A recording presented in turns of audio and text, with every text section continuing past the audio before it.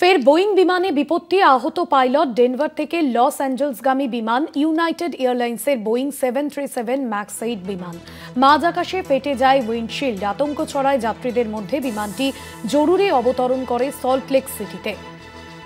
Denver থেকে loss অ্যাঞ্জেলসগামী বিমানটি জরুরি অবতরণ করে সল্টলেক সিটিতে। মাঝ আকাশে ফেটে যায় উইন্ডশিল্ড। ইউনাইটেড এয়ারলাইন্সের বোয়িং বিমানে বিপত্তি।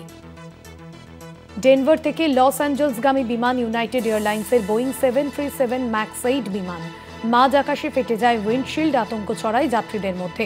বিমানটি জরুরি অবতরণ করে সল্টলেক সিটিতে। ফের বোয়িং বিমানে বিপত্তি, আহত হয়েছেন পাইলট। তনুকা দাস রয়েছেন ফোন লাইনে। তনুকা, যাত্রীবাহী বিমান না হওয়ায় বড়সড় দুর্ঘটনা ঘটেনি, তবে পাইলট আহত হয়েছেন, কি খবর পাচ্ছ?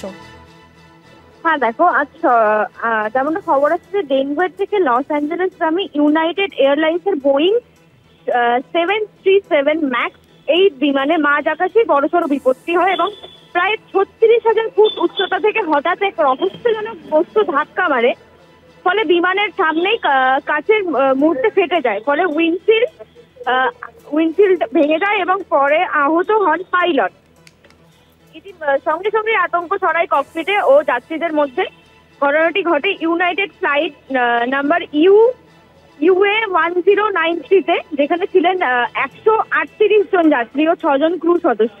পাইলটরা দ্রুত ব্যবস্থা নিয়ে বিমানটিকে 26,000 ফুট উচ্চতায় নামিয়ে সল্টলেক সিটিতে জরুরি অবতরণ করান এবং সবাই নিরাপদে আছেন এমনটাই খবর আসছে। এবং জানা যাচ্ছে পাইলট সামান্য আহত হয়েছেন, আঘাত পেয়েছেন এবং বিমান সংস্থা জানিয়েছে যে উইন্ডশিল্ড মেরামতের কাজ চলছে।